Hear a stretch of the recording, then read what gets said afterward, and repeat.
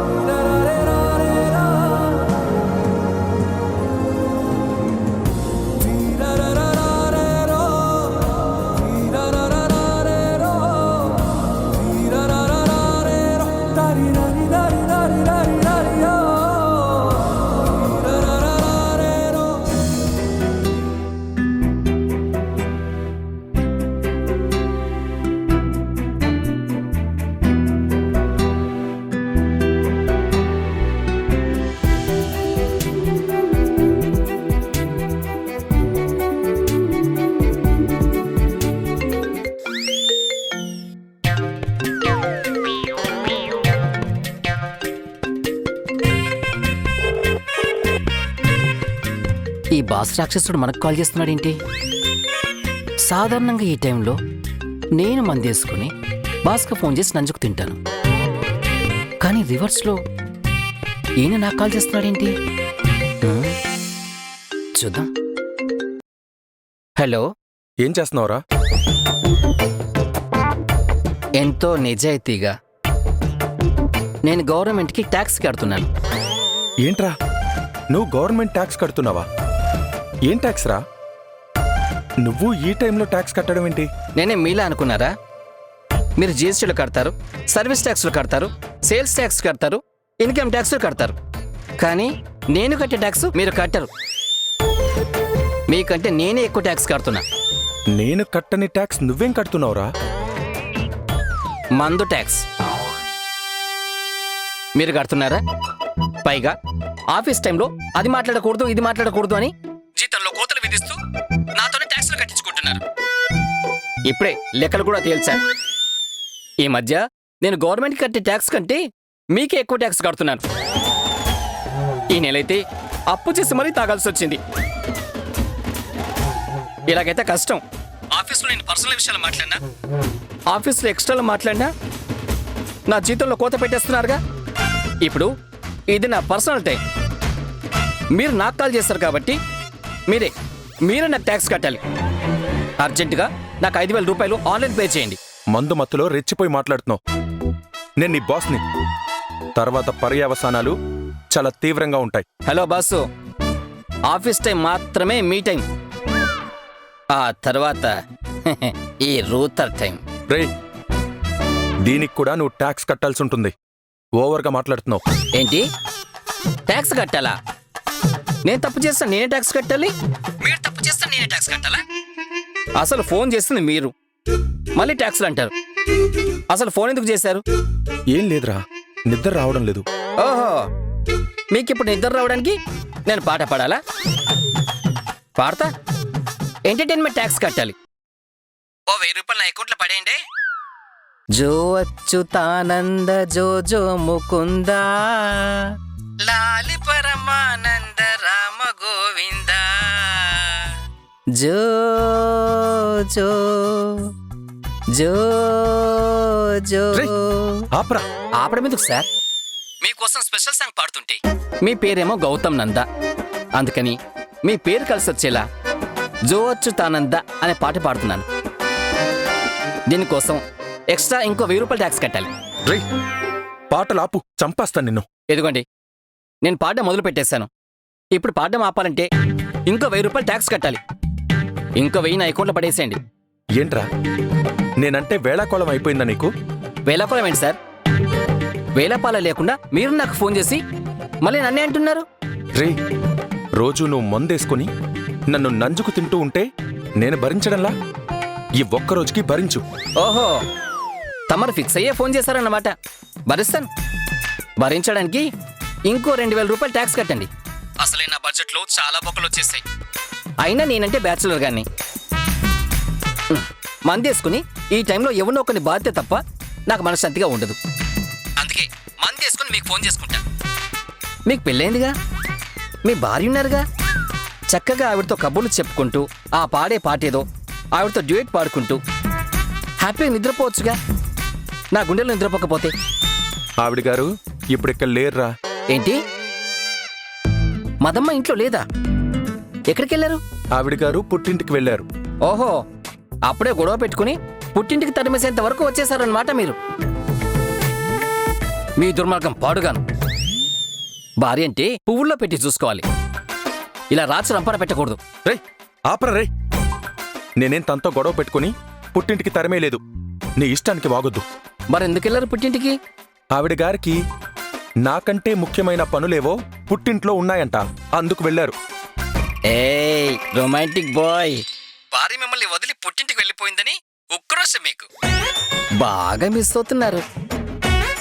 ఆ ఉక్రోషం ఆపుకోలేక అక్కసు వెళ్ళగక్కడానికి నాకు ఫోన్ చేశారు, అంతేనా? రేయ్ నేను మిస్ అవడం ఏంట్రా? అంత లేదు ఇక్కడ. నేనెవరిని మిస్ అవను. ఆ, మిస్ అవ్వకుండానే ఎప్పుడూ లేనిది నాకు ఫోన్ చేసి నిద్ర రావడం లేదురా అంటున్నారా?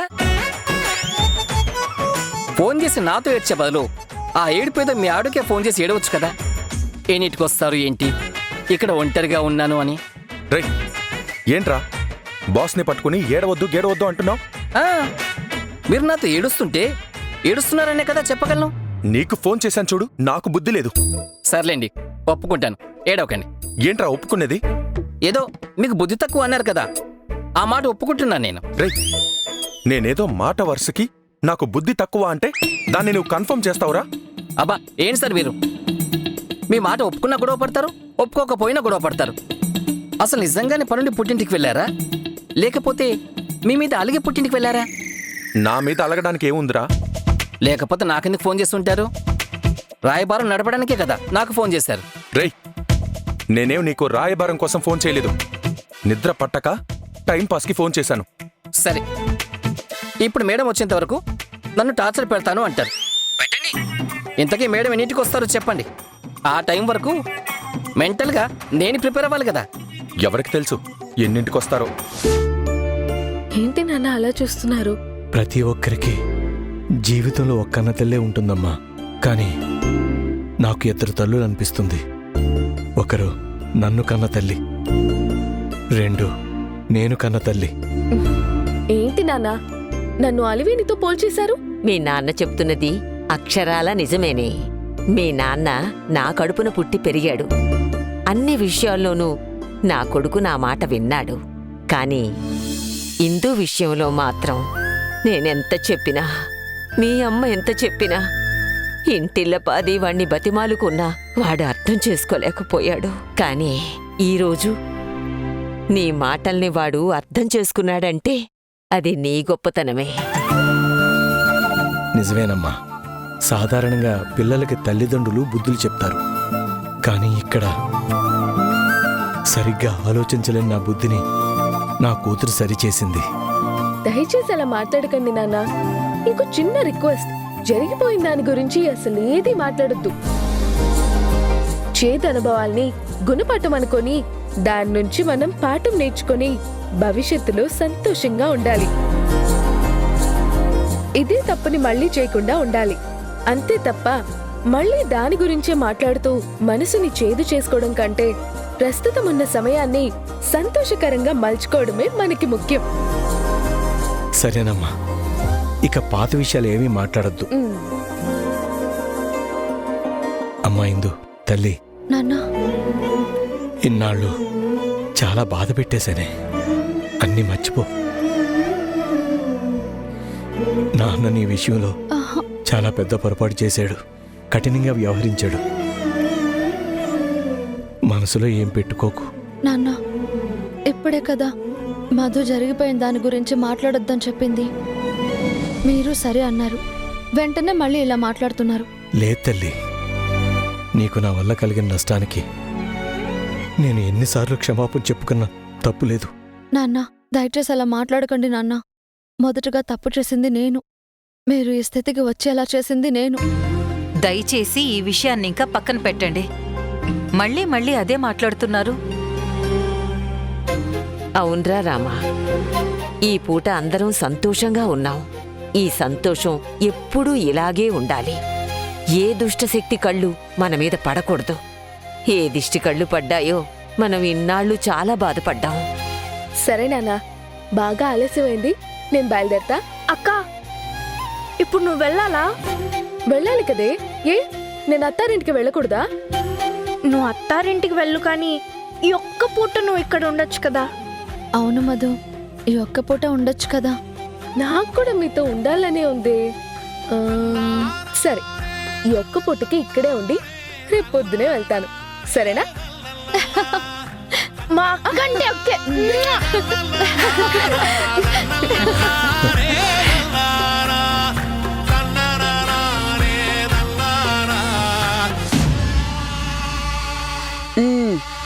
చూసావా నీ కొడుకాని కొడుకు ద్విపాత్రాభినయం.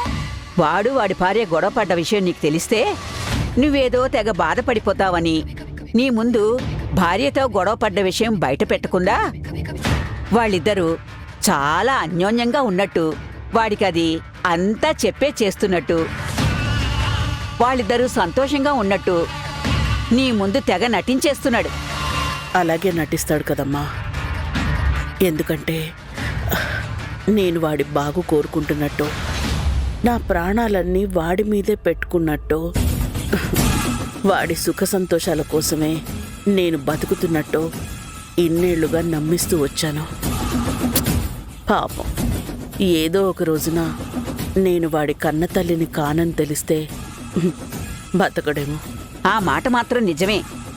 వాడు నీ కన్న కొడుకు కాకపోయినా కన్న కొడుకు కంటే మిన్నగా నిన్ను ప్రేమిస్తాడు. అదే కదా నా పెట్టుబడి. కన్నతల్లి ప్రేమతోనే వాడిని కట్టిపడేసి నాకు బానిసం చేశాను.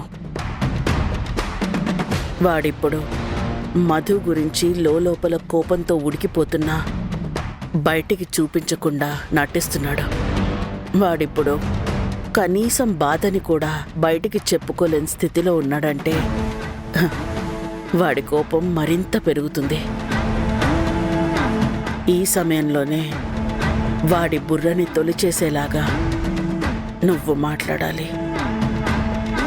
వాడిని పిలిచి నువ్వు వాడిని మరింత రెచ్చగొట్టేలా మాట్లాడి మధు మీద కోపం పెరిగేలా చూడాలి. మధు రాగానే వాడు విరుచుకు పడాలి. చెప్పావుగా, ఇప్పుడు చూడు నా తడాకా చూపిస్తా. ఫోన్ చేసి పిలుస్తానుండు.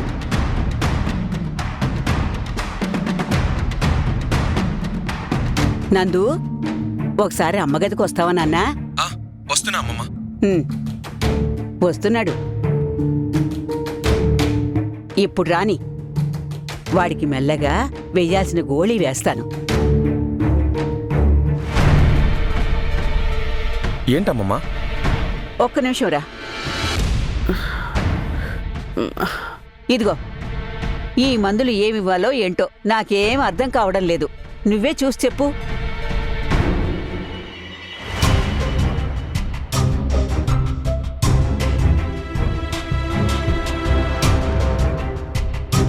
నీ భార్య ఉండి చూసుకుంటుందిలే అని నమ్మి నేను ఆ డాక్టర్ని ఏమీ అడగలేదు. ఆ డాక్టర్ ఏమో మొత్తం నీ భార్యకే చెప్పాడు. ఇప్పుడు మందులు ఇవ్వడానికి నీ భార్య లేదు, పుట్టింటికి వెళ్ళింది. ఎప్పుడొస్తుందో ఏంటో, అసలు వస్తుందో రాదో తెలియడం లేదు. కాస్త చూసి చెప్పు నాన్నా. ఏ మాత్ర ఇవ్వాలో ఏంటో నాకేం అర్థమై చావడం లేదు.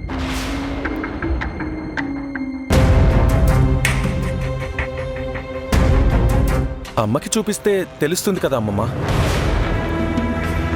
అవునవును, కరెక్టేరా. మీ అమ్మకివి చూపించాలి. ఏవెప్పుడు వేసుకోవాలో చెప్పమంటే, ఈ మందులు మాకులు నాకొద్దు, రోజు ప్రతి పూట ఎవరేసుకుంటారని నా వల్ల కావడం లేదు అంటుందిరా. అమ్మా, ఏంటమ్మా ఇది? ఏంటి నాన్న, అన్నం తిన్నట్టు ఇన్ని టాబ్లెట్స్ మింగాలంటే చిరాగ్గా ఉంది. మెడిసిన్స్ వేసుకోకపోతే ఆరోగ్యం ఎలా బాగవుతుందమ్మా?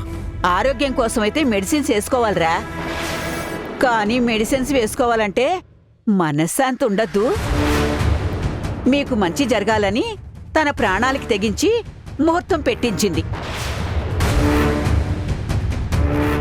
అయినా నీ భార్య పరోక్షంగానైనా తన వల్లే అత్తగారికి ఇలా అయిందని ఆ బాధ కూడా లేకుండా దగ్గరుండి పట్టించుకోకుండా ఏదో కొంపలు మునిగిపోతున్నట్టు పుట్టింటికి పరిగెత్తుకుంటూ వెళ్ళిపోయింది. అయినా నేను వెళ్ళేటప్పుడు అడిగాను, ఇంత అర్జెంట్ ఏంటమ్మా అని. పగటిపూటైనా వెళ్ళొచ్చు కదా అని. వింటేనా? అసలు ఏం మాట్లాడినా విచిత్రంగా సమాధానం చెప్తుందిరా. అసలు ఆ మాటని ఏమనుకోలో తెలియడం లేదు.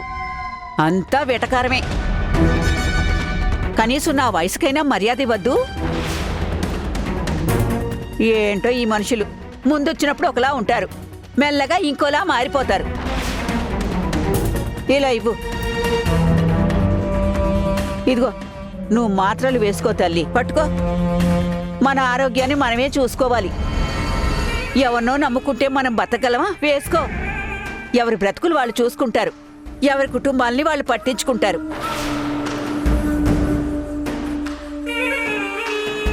ఎంతైనా పరాయి పిల్ల మనల్ని పట్టించుకుంటుందా? కన్న తల్లిని కాబట్టి నాకు తప్పదు, కన్న బిడ్డవి కాబట్టి నీకు నన్ను చూసుకోవడం తప్పదు. ఇదిగో వేసుకో. ఎవరిని నమ్ముకుంటే ఏం ప్రయోజనం?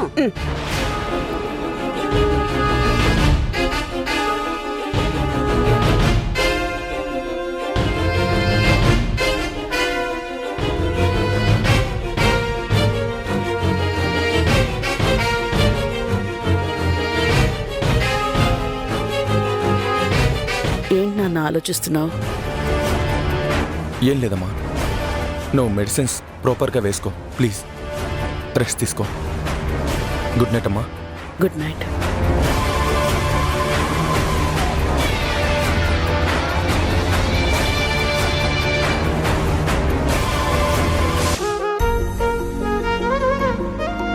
ఇవాళ రాత్రికి ఇంటికి రానని చెప్పి ఆయనకి ఫోన్ చేసి చెప్పాలి.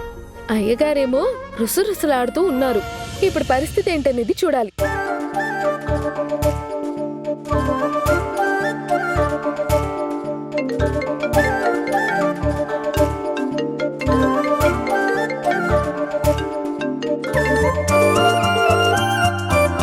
ఫోన్ చేస్తే నేను తీస్తానా? అస్సలు తీయను.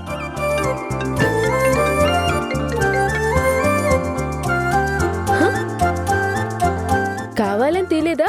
చూసుకోలేదా?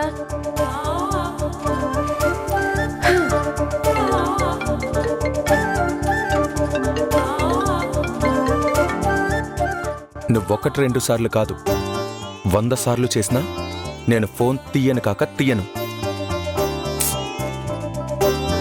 సరే, ఈయన చూసుకున్నాడో లేదో తెలియడం లేదు. ఒక పని చేస్తా.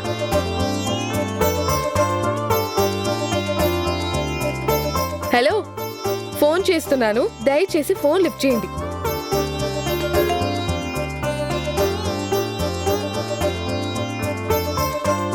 Voice message. ఇప్పుడు నేను చూశానని తెలిసిపోతుంది. మళ్ళీ ఫోన్ తీయలేదని దానికో ప్రాబ్లం చేస్తుంది. ఏంటి ఈవిడ చేసేది? ఫోన్ తీస్తే తీస్తా, లేకపోతే లేదు. నా ఇష్టం. అసలు ఏం మెసేజ్ పంపించిందో చూద్దాం. హలో, ఫోన్ చేస్తున్నాను, దయచేసి ఫోన్ లిఫ్ట్ చేయండి. ఓకే, మెసేజ్ చూశారు. ఇప్పుడు చేస్తాను. అస్సలు తీయను. ఓహో, అయ్యగారు ఫోన్ తీయకూడదని బలంగా డిసైడ్ అయినట్టున్నారు. అయినా నేను వదులుతానా? ఆయన గారికి అంత ఉంటే నాకెంత ఉండాలి? చెప్తా ఈయన సంగతి. ఈయన ఎలా పట్టాలో, ఈయన ఆట ఎలా కట్టించాలో నాకు బాగా తెలుసు. ట్రూత్ అన్నయ్యకి కాల్ చేస్తా.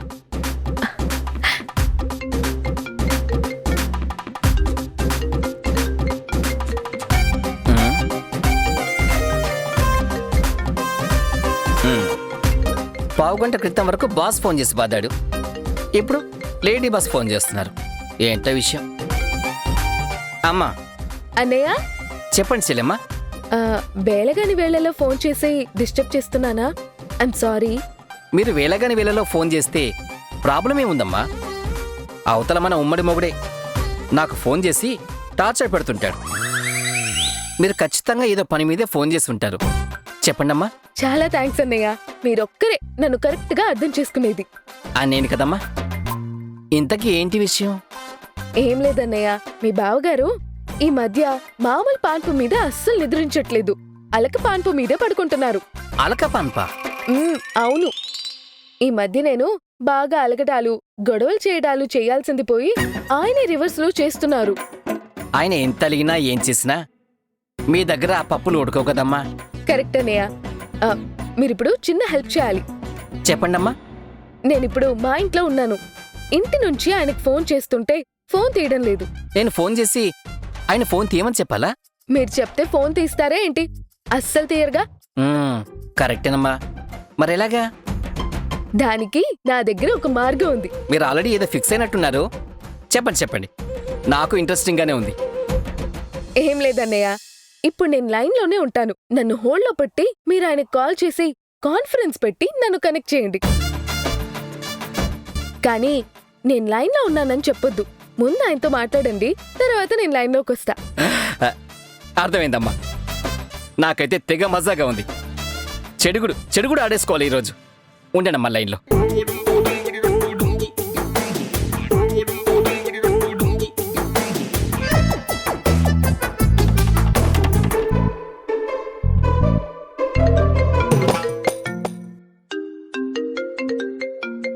వీడెందుకు చేస్తున్నాడు?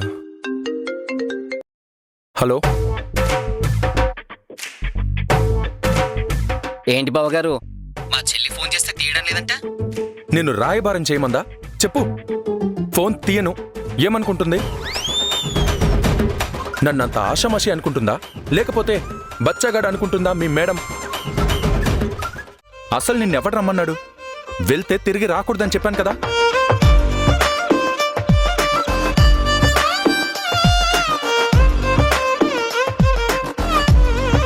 ఇది నా మొగుడిల్లు, నా ఇల్లు, నా ఇష్టం. నేనొస్తాను, నా మొగుడుతోనే ఉంటాను. నీ మొహం చూడాలంటేనే చిరాగ్గా ఉంది. ఆహా, అవునా? అయితే ఎంత చిరాకొస్తుందో నేను చూస్తాను. చూడండి, నన్నే చూడండి, నా కళ్ళలోకి చూడండి.